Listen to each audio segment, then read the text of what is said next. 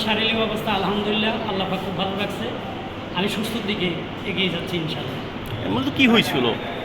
আসলে আমার নির্বাচনের আগে আমি একটু কাজে বেশি জড়াই গেছিলাম, প্রোগ্রাম ছিল অনেকগুলো।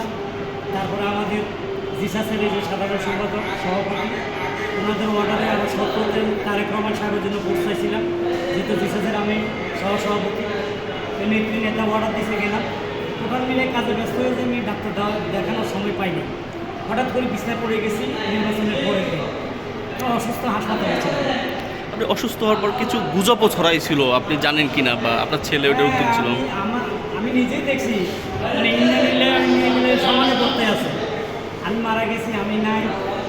সমগ্র বাংলাদেশ শুধু এটা না, সৌদি আরব, কাতার, ওমান সবাই চতুর্থ থেকে আমার ছেলের উপকরণের নাম্বারে ফোন আসছে, আমি তার ফোন করি না।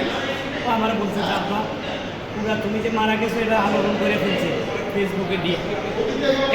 নিজের এই জিনিসটা দেখে আপনার তখন কি মনে হয়েছিল? আপনি তো অসুস্থ ছিলেন। আমি অসুস্থ ছিলাম, আসলে তখন আমি কী মনে করবো কী করবো না আমার তখন এটা মাথায় ঢুকে নেই। আমি জানি আমি অসুস্থ, বিছনায় পড়ে আছি। এ ধরনের গুজব ছড়ায়, তাদের উদ্দেশ্যে কী বলবেন? এগুলো এক ধরনের এক শ্রেণীর ইউটিউবার আছে, ওরা এগুলো গুজব ছড়ায় ভিউর আশায়, ইনকামের আশায়। কেন যে এগুলো করে মাথা ঢোকে না। আচ্ছা, আপনি তো মোটামুটি সুস্থ না, কাজে ফিরবেন কবে বা কাজ করার কি পরিকল্পনা আছে? ইনশাল্লাহ আমি রোজার মাসটা রেস্ট করবো, ঈদের পরে কাজে ফিরবো ইনশাল্লাহ। আমার অসংখ্য ভক্তরা লক্ষ লক্ষ কোটি ভক্ত দোয়া করছে, আমি আল্লাহ আমার সুস্থ রাখছে, ভালো আছে।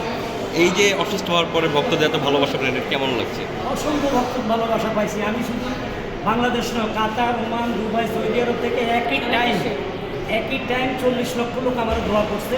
আমাকে কমেডিয়ান শামীম বলছে যে আমার লাইফে 40 লক্ষ লোক আপনারা একই সাথে দোয়া করছে। অনেকে মসজিদে দোয়া করাইছে। এই যে কেল্লাসার মাজার, কাল একজনে ফোন দিল যে কেল্লাসার মাজারে আপনার জন্য দোয়া পড়ানো হয়েছে।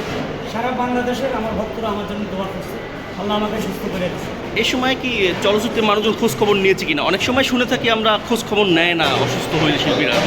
না, অনেকে টেলিফোন করছে, শিল্পী সমিতি থেকে জ্যাকি আলমের সাথে করছে। তারপর আমি অনেকের বলছে আইসেন না, আমি মোটামুটি সুস্থ হয়েছি। অনেকে যাইতে চাইছিল। তারপরে অনেক চ্যানেল আমার বাসায় গেছে, একটা চ্যানেল সময় টিভি গেছে, একুশে টিভি গেছে, অনেকগুলো চ্যানেল গেছে আমার বাসায়। দীর্ঘ সময় ধরে কাজ করতেছেন, কোনো অপ্রাপ্তি আছে কিনা, আক্ষেপ? না, আমার কাজের প্রতি আক্ষেপ নেই। মার্শাল্লাহ, আমি সব ধরনের রোল করছি, আমার মনের আশা পূর্ণ হয়েছে। আমার কাজের প্রতি কোনো আক্ষেপ নেই, আমি খুব ভালো আছি। এই যে এখন আপনারা তো দীর্ঘদিন চলচ্চিত্রে কাজ করেছেন কৌতুক অভিনেতা হিসাবে, এখন তো একটা ক্রাইসিস দেখা যাচ্ছে, এটা নিয়ে আপনার আসলে বক্তব্যটা কি, যে এখন কৌতুক অভিনেতা নেই বললেই চলে? কৌতুক অভিনেতা আছে, একটা আছে, বিন্দুতলে থাকে লাভ কি, টোটাল কাজে তো কাজ থাকে। যেমন এখনও সুরজ বাঙ্গালি আছে, ববি ভাই আছে, জ্যাকি ভাই আছে, শাহিন আলম আছে, তারপরে শামীম আছে, অনেক কমেডিয়ান আছে। কিন্তু দেখা যায় কাজ নেই, এবারে কাজ নেই, কাজ আসতে হবে। কমেডিয়ানদেরকে নিয়ে এখন আর কেউ চিন্তা করে না, ছবিও বানায়। এই যে কাজ নাই, এই বর্তমান সরকারের কাছে কি চাইবেন এই কাজ নিয়ে? বর্তমান সরকারের কাছে তো আমাদের অনেক দাবি দাবা আছে।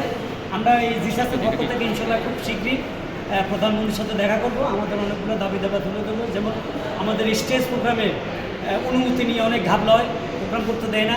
তারপরে আমাদের ভালো ভালো ছবির দরকার, ভালো ডিজিটাল হল দরকার, এগুলো আমাদের চাহিদা থাকবে বর্তমান প্রধানমন্ত্রীর কাছে। ওকে, থ্যাংক ইউ।